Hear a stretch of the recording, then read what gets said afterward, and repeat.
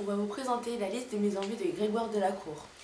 C'est l'histoire de Jocelyne. Elle avait une chance sur 1 million de tomber sur un homme avec qui elle se marierait et qui s'appellerait Jocelyn.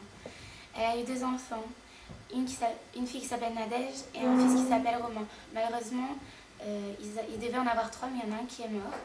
Et un jour, elle gagne au loto. Et comme ses enfants sont ingrats, elle n'a pas envie de leur donner de l'argent et elle le cache à tout le monde. Et en gros, elle va essayer de faire une liste de tout ce qu'elle a envie, des idées farfelues, des idées drôles, des idées insignifiantes, tout ce qui pourrait lui servir à être heureuse parce qu'elle ne l'est pas tellement finalement. J'ai bien aimé ce livre car en fait on se pose toujours cette question, on se pose toujours la question qu'est-ce qu'on ferait si on gagnerait 18 547 301 € et 28 centimes.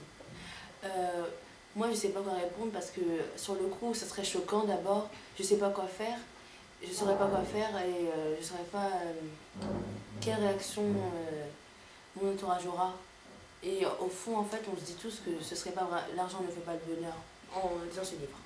Oui, mais bon, peut-être que l'argent il fait pas le bonheur, mais on n'a jamais dit qu'il faisait le malheur non plus. Enfin, je veux dire, souvent on se dit, ceux qui sont hyper solidaires, ils vont dire ouais, moi j'ai tout cet argent-là, je vais le donner à des associations. Finalement, on sait très bien que s'ils en ont, bon, ils vont pas tout donner non plus. Moi, je pense que ce livre, du coup, il fait réfléchir à. Parce qu'en fait, finalement, c'est pas tellement la liste des envies qui est le centre d'intérêt du livre, surtout sa vie en fait, et qu'est-ce qu'elle serait si elle se servait de cet argent. Puis c'est aussi une histoire de trahison, d'amitié.